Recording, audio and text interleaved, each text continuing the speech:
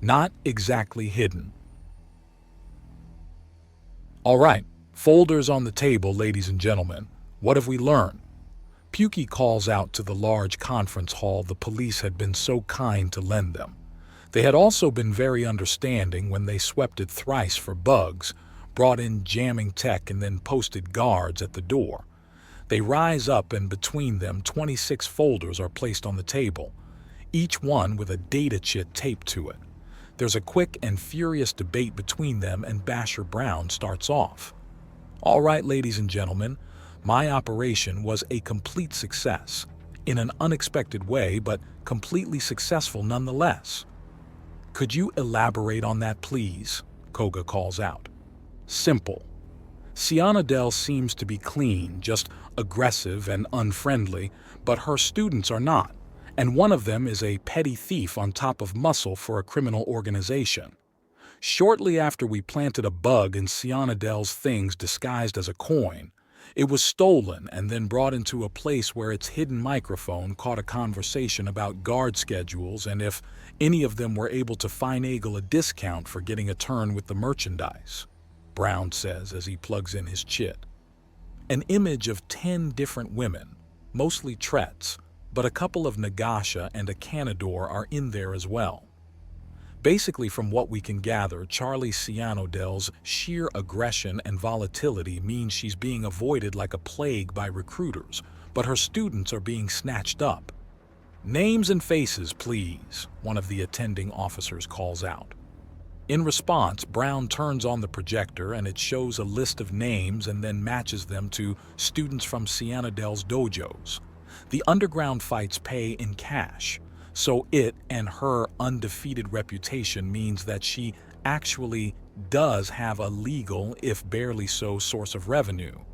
The woman is a borderline false flag by the organization which we finally have a name for. Brown finishes. He then brings up the next image. 3 words. The supple satisfaction. The expressions on the viewing crowd range from sour to carefully controlled. However, in the axiom, a storm is being kicked up as everyone even slightly connected to it is putting everything together and coming up with a disgusting and rage-inducing mental image. Their most disgusting bets were on the money. It's a bitter win. It's amazing just how enraging just 3 words can be, isn't it? Brown notes. Anyways, we found the muscle, and I think we found a location. Likely a small branch and just part of the larger beast. But the Alvasy Resort is where most of this was overheard, meaning if there's going to be something physically found there. Alvasy Resort, to those not in the know, is a place where the theme seems to be elegance in simplicity and passes it up as something pretentious and haute. There are several rooms there that the guard patrols are around nigh constantly, meaning likely the places where they have their fun, the officer says in a tight tone. Correct. This is the end of the information I have personally assisted in collecting on the organization. However, I have a great deal more on tactical and practical ways to get around and defeat masters of the shattered prism style of martial arts. This kind of muscle is capable of fighting in ways that are beyond the norm and extremely dangerous, especially when they start manifesting weapons. It's not hard for them to make a projection with a knife or just really sharp fingers. But with the way they fight, they can and will tear you to ribbons unless you're ready and careful. Brown says grimly. That is now required reading. Brown, you're not part of my crew, but I'm still giving you direct orders to copy and distribute that information to everyone. No exceptions. Pukey states and receives a salute from the larger man. Then if you'll excuse me, I'll gather up these notes and files and get them ready for duplication and distribution, Brown says, gathering up his other 2 folders. All right then, I'm next, the Paratak Walker says as he brings up his own data chit and plugs it in. Jacob Shriketon is illuminated and shows the blueprints of the building he entered. He's involved. He's a recruiter.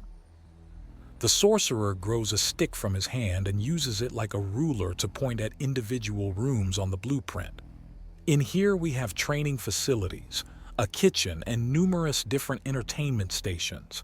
The man is basically scouting out cage matches and recruiting those who make good fighters. We caught him doing some research on Brown there, but his false name of Basher has thoroughly thrown him off the trail. Not to mention this is Brown's first day here on the planet, so there's not much in the local data networks. He'd have to go galactic for that to even begin to find pertinent information, and that would get easily drowned in the deluge of nothingness and nonsense. So he's branching out and using the fight pits to recruit more than just Shattered Prism adepts. This does not tell us how deep he's in, but he is part of the organization. Of that we have no doubt. We managed to overhear him talking about how much money his newest recruit would be earning, and then named several known guards as people he had hired. The sorcerer says, before running a hand through his hair, he's also a combatant. One of the recruits got aggressive with him, and he got aggressive right back. There was a scuffle, and we heard someone hit the ground. From the way he spoke afterwards, it wasn't the Valryn on the floor, which means he's at least on a level where he can reliably take down someone who fights professional matches. Do we have anything else? We managed to keep track of him for a good chunk of the day. The last bit of information on the building itself is that this one building has 4 recruits plus Shriketon with regular access to it. What has caught our attention, however, is that Shriketon is clearly moving to do something big. He has gained access to numerous buildings and second-hand vehicles he's repairing and reinforcing. The man is getting ready for something that needs a small fleet of air cars, a ship, several safe houses, and a large number of laser munitions. Where's he hiding all this? Underwater. There are a few AKA settlements, and the ship he's bought is Lydris make, so it's big. He's also bought several learning algorithms, and the Pats needed to integrate it into a large vessel. Like I said, he's planning something that involves a lot of things. But what? Well, we can't really say. It's obvious. The damaged madman is going to make a play of starting up his own smuggling operations. I've seen that pattern before. He's getting ready to move a huge amount of product over a vast area. Likely he's going to go to another world, grab a huge number of children, and run back here. The payday on something like that will be enough to set him down as a millionaire at least, likely a billionaire. An officer grinds out in frustration. We don't know that. Until he actually does it, or we've got him in an interrogation, we don't know. What we do know is that he's dangerous, unafraid of combat, criminal, and building up supplies. He could just as easily be making to run, or making to fill that ship of his with explosives and ram it into the heart of the biggest population center on the planet, or any other planet for that matter. He might just have been bitten by the renovation bug and decided he wants to start fixing things. We don't know. But what we do know is that he's too dangerous to ignore. Pukey states, and there's some nodding, some grumbling, but overall the point is made. What about our third suspect, Valerie Karth? Koga asks, to try and get things back on track. I have that. Incidentally, I've also been fired from her estate for inappropriate work attire. Apparently a 3-piece suit is considered scandalous. Another sorcerer notes. You all don't need to know my name. I like to do things nice and quiet. So allow me to simply explain what I observed when I had the run of the Karth estate as a member of the serving staff, and what we retrieved from my now former employer's personal communicator. He inserts the data chip and clears his throat. To begin with, Madame Valerie Karth is an extremely active player in the local stock market and is a landowner writ large. She has a stake in over half the resorts on the planet and has plans to increase this reach despite concerted efforts to keep her out. With how she's gotten her money to work for her, she effectively makes several thousand credits a minute, even when fast asleep. The list of her investments is too long to casually list, but I have collaborated with my colleagues and found that she does own a large, if not controlling share in almost all facilities we've found to be involved in this degeneracy. She also has taken over a failed construction effort that she is slowly restoring, but from the activity in that area, we believe that it has already been restored. He finishes as he brings up an image of a large artistic interpretation of a city under the ocean that is distinctly not for an underwater race, and a picture of a skeletal parody of it with the words "abandoned" writ across it. I don't understand. Why are you so certain this is the place where the majority of the operations are being held? Because although it is being used as a tax break, there is a fair amount of money being funneled to maintaining it. A lot of money. It also has her business partners as Miss Pink and Miss Red.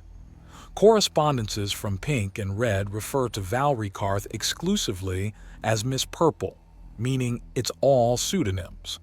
There are also references to a Miss White, a Miss Green, a Miss Blue, and a Miss Yellow. There may be more, but we believe these women to be the main investors and administrators of this organization. All of them speak of logistics, business, and money flow almost exclusively and actively chide each other for bringing up anything else. He finishes before taking out a water bottle and taking a sip. That sounds all well and good, but is there anything more than conjecture? A rich woman moving money around and speaking to private partners while being private herself isn't exactly plasma smoke from the muzzle. An officer asks, "We've matched reports of new product to the dates where children have gone missing. Few, if any of them on Lilb 2 Lelb itself, though. They're not stupid and haven't been shitting where they eat, as the saying goes. The only reason we've been able to tie any of this into anyone initially is because Valerie Karth is openly pedophilic. But what we have found is that roughly a fourth of all missing children in the Balvas, Haruth, and Yethud systems have their dates match up with a new product report. And the files we have only go back 3 months. They could have been operating for years. We have no idea how many children have actually been taken, but the potential numbers are nothing less than millions. I pray it isn't, but we have to go with the worst-case scenario." "Millions?" an officer asks. "The Balvas, Haruth, and Yethud systems have 5 fully inhabited worlds, 23 colonies, and 194 fully populated space stations between them. Yes, millions. We're lucky it's not billions, as the overall populations of those 3 systems are in the tens of trillions." "Okay." An officer begins before rising up. She's a rabbi's and 2 hands are wringing together as she holds her head with the upper left as she uses the upper right to punctuate her speech. "How the hell are we going to support and house a million panicked and confused children? Putting aside the idea of taking out an organization with the logistical strength to kidnap and maintain that many children, assume that all of them just drop dead with a full confession written on their person, and we know exactly where all the children are and can pick them up at our leisure. How? Our police force is massively understaffed for that kind of job. The Chainbreaker can't house even a tenth of that without stasis fields, and the entire Undaunted organization is utterly dwarfed by even 1 million. "We have a plan," the former manservant states. "Oh, a plan. Oh, this better be really good." We call in backup. "Who?" "The Bright Forest," he says. "The what?" the officer demands, even as Koga nods. "That would do it. The forest is certain it can at least shelter and protect them for a time, although providing sufficient food will be an issue," Koga says. "Whoa, whoa, whoa. No one told me you had some kind charity organization on your side. Why aren't they here?" the officer asks. "We don't. But we have a massive benevolent axiom construct that's also an entire forest," Koga states. "One that speaks through me now. I will help. There is shelter beneath my caps." "Okay, so that's borderline divine intervention on our side. The odds are looking better," Pukey says. "Officers, if you worry the most about getting the local food banks and such to donate, we should be able to shelter, feed, and clothe the children long enough to get them home. I think you've missed a couple of steps here. What about the organization?" the rabbi's officer demands. "We're still scouting and spying. This is a preliminary report and strategy meeting. When we go in, we leave nothing to chance and get all of it," Pukey states.